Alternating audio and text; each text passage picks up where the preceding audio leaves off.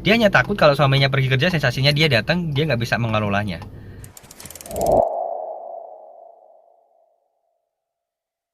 Ya, oke. Selamat pagi. Assalamualaikum warahmatullahi wabarakatuh. Salam sehat dan berlimpah selalu untuk teman-teman semuanya. Sadar gak sih sebenarnya teman-teman kalau selama ini itu sebenarnya menciptakan kecemasan atau menciptakan ketakutannya pada diri sendiri gitu ya.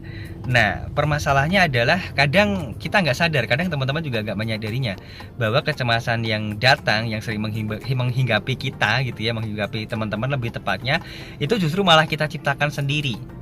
Nah, anehnya atau uniknya kita nggak menyadarinya gitu ya. Gimana contohnya Mas? Simpel nih. Kemarin hari Jumat malam kalau nggak salah ya, saya habis live di Facebook dan saya ngundang salah satu peserta yang melihat live saya pada waktu itu. Oke, saya bantu temukan sebab cemasnya apa gitu ya. Nah, setelah digali lebih dalam, sebab cemasnya ternyata simple. Memang dulu pernah suatu ketika mengalami sensasi yang luar biasa, dadanya panas, jantungnya berdebarnya kencang dan seakan-akan kalau udah mau gitu ya, mau tit gitu ya. Nah, itu terpikirkan terus teman-teman. Jadi terbayangin terus. Nah, kondisi seperti itu membuat si Mbak tersebut gitu ya, itu merasa sangat khawatir kalau suaminya itu berangkat kerja. Kenapa? Karena kalau tiba-tiba dia merasakan hal yang sama kayak dulu dan posisinya mau, aduh ini aku mau gitu ya, mau tit gitu, dia khawatir kalau nggak ada yang nolongin, ibarat kata kayak gitu ya. Ibarat kata kalau aku nanti gini gimana gitu ya, gimana gitu ya. Nah, terlalu sering banyak bertanya gimana nih kalau aku sembuh, gimana nih kalau aku kambuh gitu ya. Nah, ketika kita memikirkan seperti itu, pertanyaan saya simpel kok. Mungkin teman-teman juga mengalaminya dan merasakannya ya. Apakah membuat teman-teman jadi rileks, membuat teman-teman jadi enjoy, membuat teman-teman jadi nggak cemas? Kira-kira teman-teman, coba sambil dilihat ya. Apakah itu membuat teman-teman jadi rileks, menjadi tenang gitu kalau mikirnya kayak gitu? Ternyata kan enggak. Malah membuat teman-teman jadi cemas, jadi frustasi, jadi takut, jadi khawatirnya berlebihan luar biasa.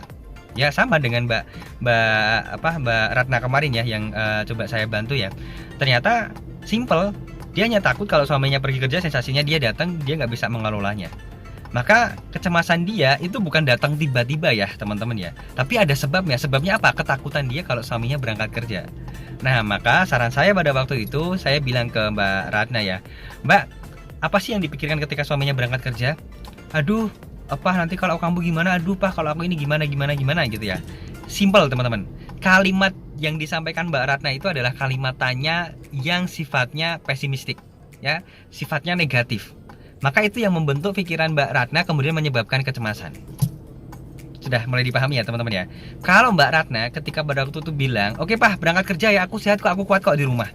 Kira-kira dia akan positif nggak? Kira-kira dia akan cemas nggak? Enggak. Maka fokusnya apa nih?